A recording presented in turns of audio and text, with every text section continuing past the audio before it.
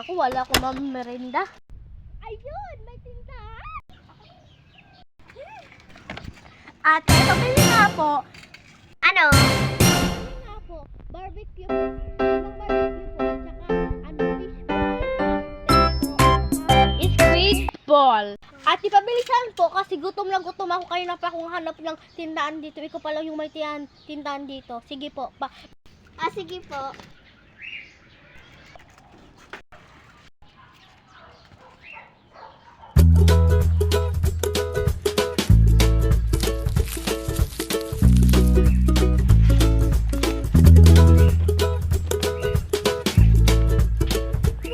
Ito na po. Kasi na po. Ha? 150? Ang mahal? Siyempre, Ha? Ang mahal niya.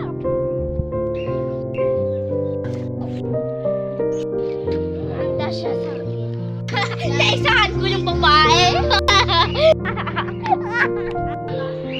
Ayun! Handa siya sa akin. Uy, sakta ka! Uy, sakta ka! Ikaw!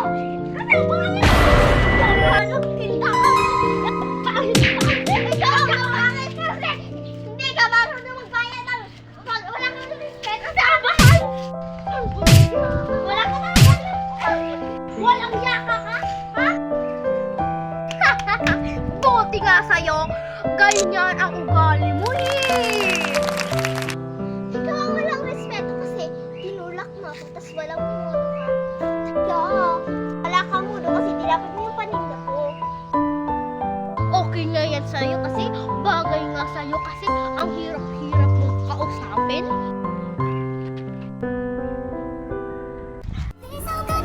Sakit yun, ikaw din. Bagay yan sa'yo kasi wala kang respeto. Anong wala akong respeto? Ikaw yata wala kang respeto kasi wala kang mudo. Hindi ka nakakatanda. Sakit yun ah. Bagay yan sa'yo. Diyan ka dapat nararapat kasi wala kang mudo at respeto. So what? Wala kang pakay. Ha ha ha. Oh, ha, ha. Diyan kang magaling. Wala kang respeto. Da, pangit-pangit mo. Matanda ka. Wait lang, di pa tayo tapos. Ano ang sasabihin mo? Sabi mo, wala akong respeto. Ako yung mas matanda sa'yo. Bakit ako sinasabi mo wala akong respeto? Wala kang mudong bata ka. Da.